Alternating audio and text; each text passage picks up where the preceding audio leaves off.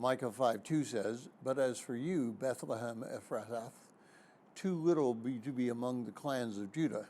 From you one will go forth for me to be the ruler of Israel. His going forths are from long ago, from the days of eternity."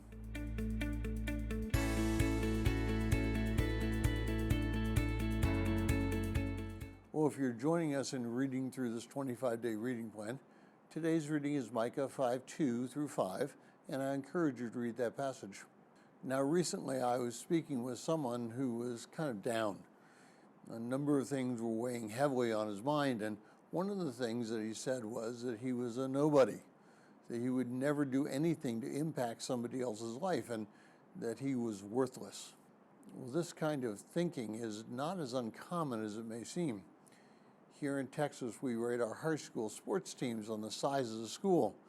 The larger schools compete in one group, and the groups are centered around the progressively smaller schools.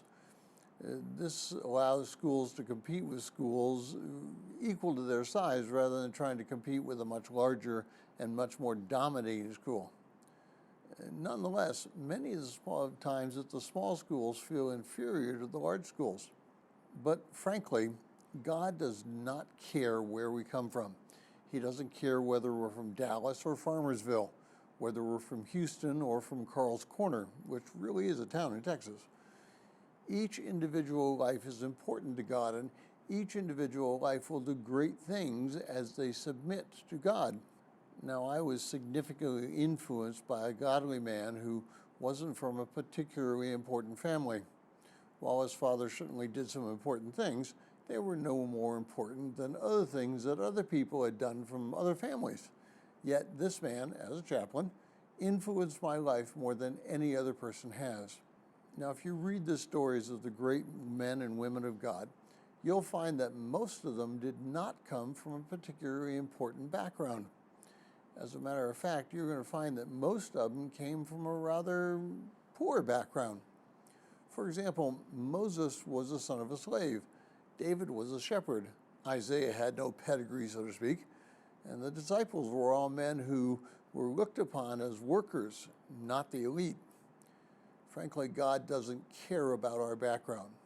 Poor or rich, we're still in the same category as sinners. Therefore, since we all start out from the same place, God can mold us into what we are to become. And our influence does not last for only a generation. Our influence may last for many generations. It doesn't matter who we are, where we are from, or how little or how much we have done in our lifetime. What matters is our submission to the will of God. What matters is how we will allow God to mold us. What matters is how we will respond to what we know is God's will. Those who are great in God are those who submit to God's will. Those who are great in God are those who work in glorifying God and doing what they know to be right.